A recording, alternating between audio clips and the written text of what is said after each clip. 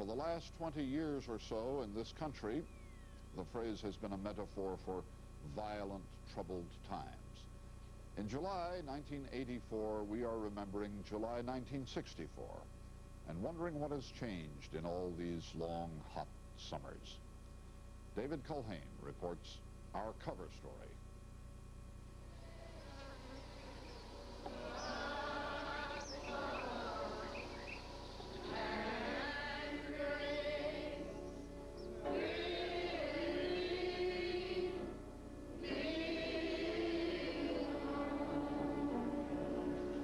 We are speaking now of deepest summer in the South.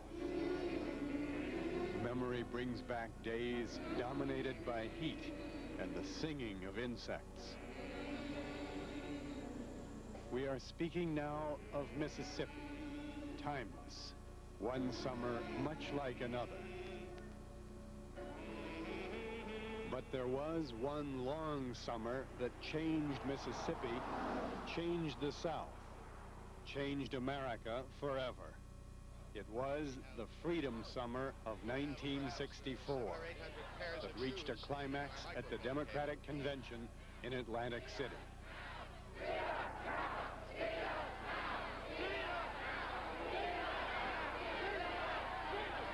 All this, and it all began with just a few people in Mississippi a couple of summers ago who wanted to register Negroes to vote in a state where for many years it had been hard for Negroes to get voter registration. Yeah, I know how to go out and pick them butterbeans. Just 20 years ago, you know, in this little place right here, I couldn't vote. Tried to register, and it caused such a commotion that all of the whites came out in trucks and with guns and racks and the whole thing. Before the summer, the idea was that struggle was not possible in Mississippi. People died in that summer.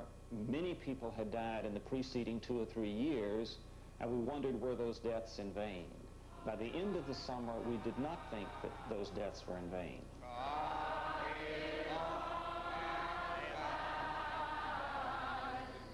So we've had 20 years since then. Sure have. It's been peaceful. Has it been peaceful? Oh, yes, it's peaceful now. It's peaceful. It's just that one summer that was so bad. That one summer. That hot summer. They don't want that summer to happen no more. I think Neshoba County got enough of that. They don't want that to happen no more. Once there was a time when black people could not eat in the same restaurants with white people or stay in the same hotels. They could not use the same public bathrooms or drink from the same fountains. Above all, black people could not register to vote in vast areas of the United States. By 1964, the pressure for change had built to a point at which many blacks were ready to die for the right to vote. Hundreds of volunteers, many of them black and white students, flooded into Mississippi to find a way to register black voters. It was the Freedom Summer. Most likely a cop won't try to chunk you in here, but he will hit you across here. You can generally take those licks. But even as the summer began, the students were trained to meet violence with nonviolence. if he tries to hit him across here with his billy club, he's going to hit both of his hand and his arm. You see that? Even as the summer began, students were warned of the dangers they faced in the South. I'm just wondering if people in this room understand, one, that people should be expected to get beaten. They should expect to spend in jail, and it may go beyond the summer. Andrew Goodman of New York City was warned. And that they should expect possibly somebody to get killed.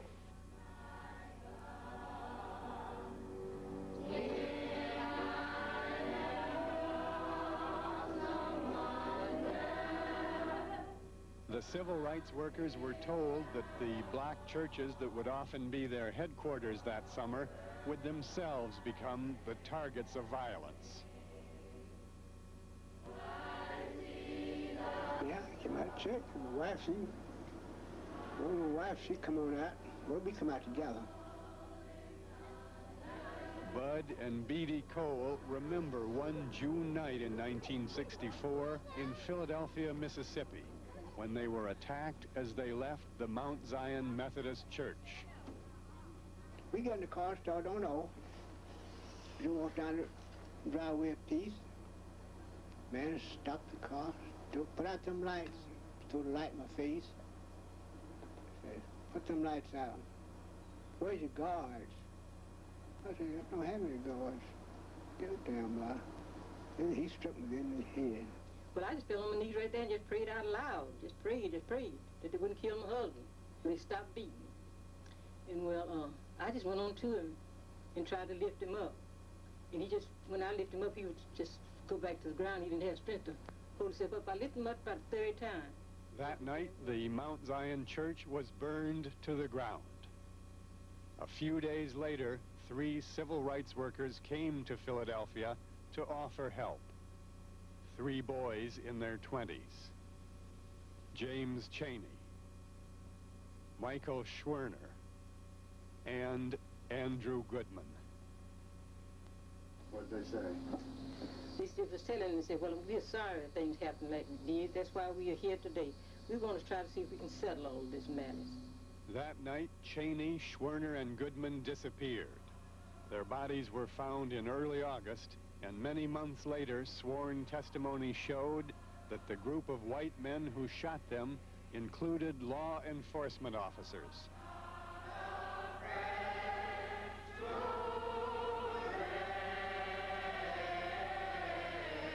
The civil rights workers understood the message.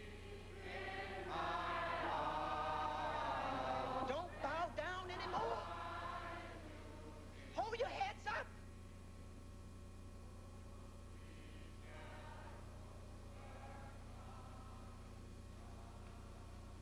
We want our freedom now.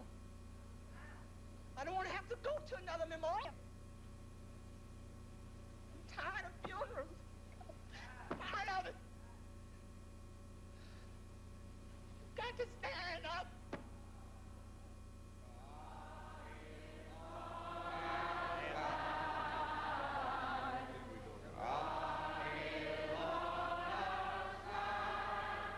It was a message that that was happening all over. The Klans marched on us. In this town, they came through and set crosses in my yard, and all kinds of things happened. It's if you don't leave this voting thing alone, this will happen to you. Unita Blackwell kept right on fighting for the vote that summer. She saw national indignation at the killing of Chaney, Schwerner, and Goodman. She saw new support for the civil rights movement. Well, 64 was the year that they murdered the 3 civil rights workers, and 64 was also the year that we headed to Atlantic City, New Jersey. So you want us to move out? I'd like you to move back 1 row and we can put some people where you're standing. Tell me, where did you people all get your credentials to get in here? I ain't gonna tell you. A group of Mississippi blacks with some white backing went to the Democratic National Convention in Atlantic City to demand support for voting rights, to demand that the Democratic Party in Mississippi be represented by whites and blacks. And evidently what has happened is that delegates who were on the floor went outside, gave them their credentials.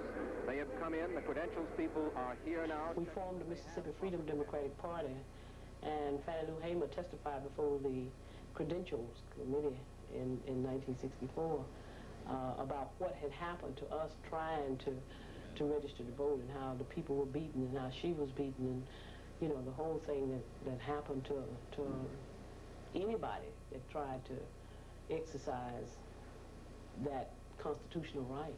And I could hear somebody say, "Can you say yes, sir, nigga? Can you say yes, sir?" And they would say other horrible names. She would say, "Yes, I can say yes, sir." So I said, she said, "I don't know you well enough." They beat her I don't know how long. And after a while, she began to pray and ask God to have mercy on those people. Mrs. Hamer came out of that very discouraged and said, this is a sickness that's not Mississippi's sickness. This is America's sickness. The blindness is not the blindness of white Mississippians. This is a blindness that affects all white Americans. The Reverend Edwin King was one white Mississippian who helped organize the Freedom Summer, and he was a delegate in the dissident Democratic group. Now, what are your intentions? The white powers in Mississippi, which control the Democratic Party and control the state, didn't want blacks to vote, period, much less to participate in any party affairs. And the national white leadership didn't want any trouble or open discussion of controversial issues. Of the 1964 Democratic National Convention to be in order and open for business. The black dissident group was given no real standing at the 1964 convention. Their victory would come in 1968. The white Mississippi Democrats opposed the black delegation to the very end. Shall this convention throw democracy to the winds and accept a group who represent no one, a group who seek power on the basis of unproven claims? State Senator Elson Collins was the spokesman for the segregated delegation. But 20 years later, he is reconciled to the changes that have taken place. It was tough. We're through it. We don't want, most people don't want to even talk about it. It's something that they just want to get on with their lives. Forget about that. But I don't know. I guess every country and every nation has a change. You have to have a change if you're going to progress. I'm Idell Kraft, and I'm working for the Board of Registration here in Greenwood, and we're having a Freedom Day tomorrow, and we want you people to come out and register. More than 60,000 blacks were registered to vote in Mississippi in that Freedom Summer of 1964. At the Democratic Convention this past week, all the changes that have followed were there to see. 20 years ago, tears welled up in our eyes as the bodies of Schwerner, Goodman, and Cheney were dredged from the depths of a river in Mississippi. Political science teacher Leslie McLemore was with the dissidents in 1964. This week he was there in the Mississippi delegation. If you told me 20 years ago that we would have made some of the progress that we've made in Mississippi, that we would have the number of black elected officials that we have now, 432, the largest number of any state in the union, I wouldn't have believed it. One of those elected officials is Unita Blackwell, now the mayor of Mayersville, Mississippi. Last week she spoke to the whole convention. I was one of those people in 1964 in Atlantic City, New Jersey, that came to the Democratic Party, was asking, could we be a part of this democratic process from the state of Mississippi? 20 years has passed. It's been a long haul, but I have come from the outside to the inside and now to the podium. It is deepest summer now in Mississippi. Memory brings back other summers.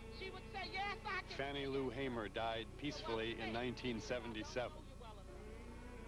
Some of the men who killed Schwerner, Goodman, and Cheney served a few years in federal prison for conspiracy, but were never charged with murder in Mississippi.